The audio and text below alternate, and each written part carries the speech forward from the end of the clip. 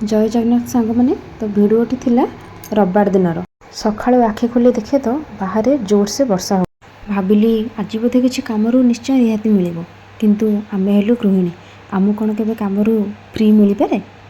Then मु सकाळर सब बासी कम सारी गाधे पाधे आसी आरंभ करदेली मोर दिनर प्रथम काम माने समस्त को गरमा गरम चा करके दबा।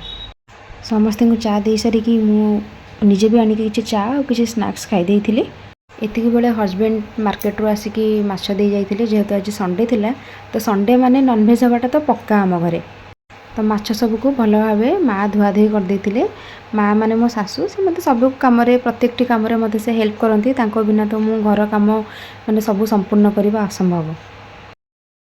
तापरे रोषे घर को जाइए भात बसई देती भात बसैया सहित गोटे मिक्स भजा भाजी देती तापर माछ तरकारी पियाज रसुण अदा माने जहाँ मसला सब दरकार ताको सब सजाड़ी रखिदेती।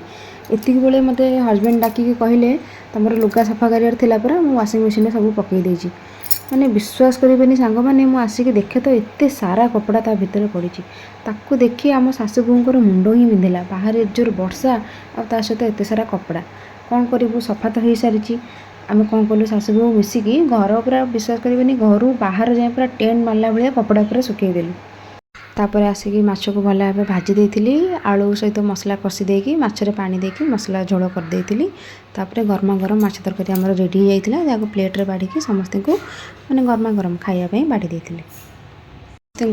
खाइबा को दे सारा मुझे खाई देलु तापर टे रेस्ट करूँ रेस्ट कर उठला बेलू संध्या हो जाता तो संध्या बेले आम कौन करूँ टे चा सहित किसी नल खायापी माने मो हजबैंड छाणी देते जोटा कि चा सहित खायापी एकदम परफेक्ट पूरा कॉम्बिनेशन लगे जोटा कि मत तो भल लगे आपण मन केमती लगे निश्चय कहे।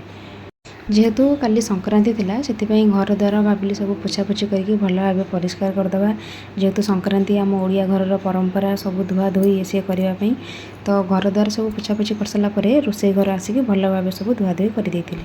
एइटा थिला मोर आजिर छोट मिनी ब्लॉग।